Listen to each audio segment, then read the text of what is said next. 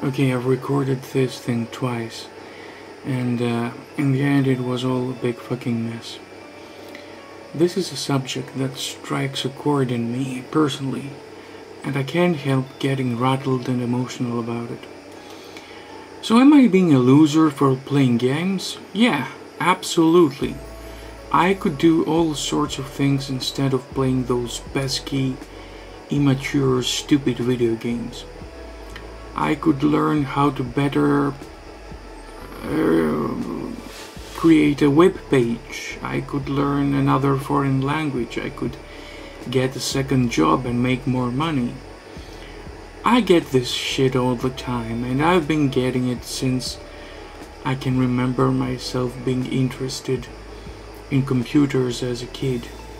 Oh, you could do this instead of following this stupid hobby of yours. You know what I mean? I don't mean to brag. It's not certainly any kind of achievement. But I've been involved in computers and gaming way before it was mainstream and popular. Way before everyone was knee-deep in social media and everyone had a smartphone and a tablet. And way before gaming became the primary source of entertainment for kids, because TV's fucking dead now, and also we must always be online, and you have to shoot selfies because it's the new trendy thing all the time, and take pictures of your freaking food. If we fall out of the grid, suddenly we will lose our shit and just suffocate and die. And way before Pokemon Go became a thing, and Angry Birds became a staple of our culture, and games started making more money than Hollywood movies, and everyone discovered that actually gaming is not just for geeks anymore. And normally I wouldn't give two shits about anyone's opinion, but it's like this, and this happens all the fucking time. Everyone, from your closest relatives, your friends, your acquaintances, your colleagues, up to total strangers who happen to cross your path. They just can't escape making this stereotypical image of you in their minds, labeling you, turning you into an abstract amalgamation of what they think your basic and most convenient and characteristic attributes of you are. Even if they love you, even if they know you, even if they know you very well, they will still filter their perception of you through their own mental faculties. They will see you through their own lens, and it's something natural. It's something we cannot escape as humans. But the worst thing is that people will often project onto you all sorts of freaking ridiculous presuppositions and distorted biases caused by their own insecurities and inadequacies, or based onto their prior experience with other people who they think that have a lot in common with you. So, me being a gamer, whatever that means, very rarely comes across fully to the other person, because instead of them looking back at you, they place this huge strawman of what they think it. And the worst thing that I can do is get into a discussion, into this process of explaining why I'm so passionate about gaming and why I am who I am, basically. I'm not on the defense here. I'm not seeking to be apologetic. And it's like this not only about gaming, but everything else. Every standpoint, every point of view on a whole bunch of other matters in life: religion, politics, social and interpersonal relationships, everything. You know, I may come across as a cynic and bitter person, but I don't think people are inherently benign and benevolent. This has been a well-known premise since ages ago, since the years of Enlightenment. You know, philosophers like Jean-Jacques Rousseau claimed that we are good by nature but corrupted by society. No, that's absolutely not true. People bring their animal instincts into society, into their lives, into their behavior, into civilization. They have all sorts of vices and peaks of irrationality and absurdity and behaviors and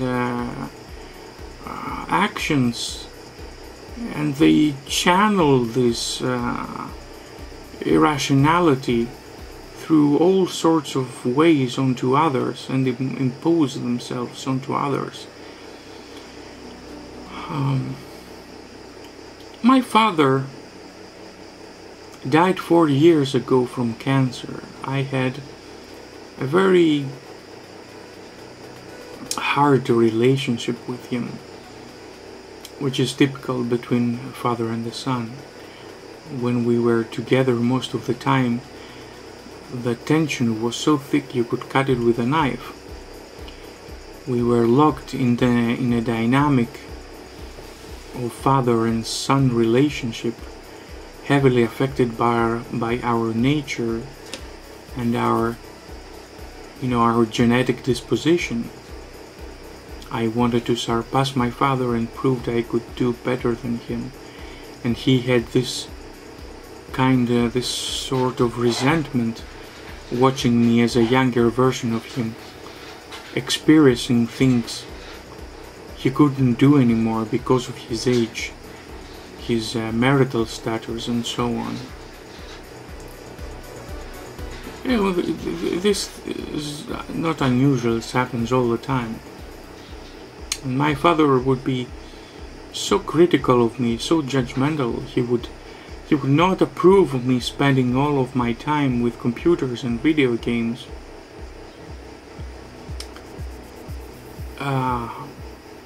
But here's the thing, inside him, he wasn't so bad to support me. He was essentially the same as me. He loved machines, he loved gadgets, electronics, he loved technology. He was the one that took me as a kid to the store and got me my first computer. He bought me all sorts of goodies for my computer, all sorts of software and games. He took pleasure from seeing me happy. And my father was a handyman. He could fix anything. He could build everything with his hands and tools, with wood, metal, brick and mortar. From a very, very young age he became a photographer, strolling through with his bicycle and his camera through the villages, in marriages, in fun fairs, making a living from it. And even though he ended up as an accountant and as a public servant, he kept pursuing his hobbies. He turned our house bathroom into a photographic darkroom, developing his own photographs from an old Russian black and white camera. He was into music too, which back in the 80s It was cassette tapes and vinyl records. My mother, on the other hand, is a technophobe. She gradually made my father give up all his hobbies and persuaded him to take a negative stance towards my love for technology.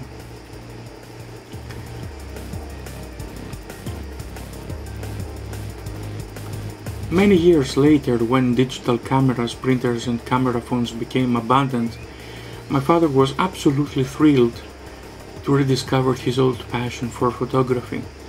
I remember getting him all sorts of cameras and printers, gifts from companies in my journalistic trips, and he was absolutely amazed by the ease of use and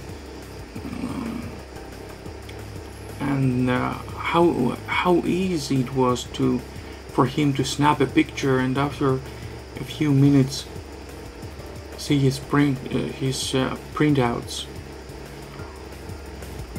He even started to shoot videos of his garden, his crops, his tool shed, and make them into home DVDs. I am sure that if he lived now, he would be all over YouTube, proudly showing off his achievements in gardening, farming, fixing and making stuff.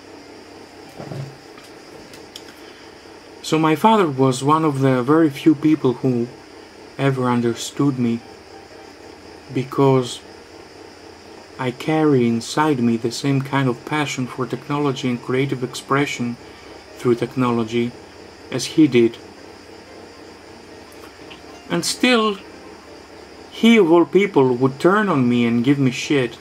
Imagine now how easy it is for someone who cannot even have the slightest idea of who you are, let alone have any kind of deep connection as I had with my father, how easy it is for them to judge you and call you a loser, not only for playing games, for whatever reason. The usual image people have of game lovers is that of a man-child. They can't come to terms with the fact that a grown-up can be so passionate about games. They feel that games are toys, and toys are just for kids. Don't forget that I live in a somewhat backward society. I mean, Greece may technically belong to the Western world of developed nations, but it has so much baggage holding it back in societal matters. I don't want to elaborate on that. It will be a too huge can of worms to open right now. So I should be wrapping this up saying that I don't think that I'm a loser. I can rationalize that. I can clearly conceive that logically. But do I feel like a loser, even if it's just for sometimes? Of course I do. But only when I don't get this sense of respect and validation that I feel that I deserve. In any case, I'm at an age that my feels are not shaping, are not making me, they don't distract me anymore. I'm maybe too lazy or to enter this process of changing people's minds about me. So I've decided that I like some things better than others, and I don't want to change that. It's too stressful, and sometimes it's soul crushing to try to explain to others that you're not an elephant. Loser or not, the only thing that matters to me is to keep enjoying losing and hang out with as many like-minded losers I can find here and all over the world.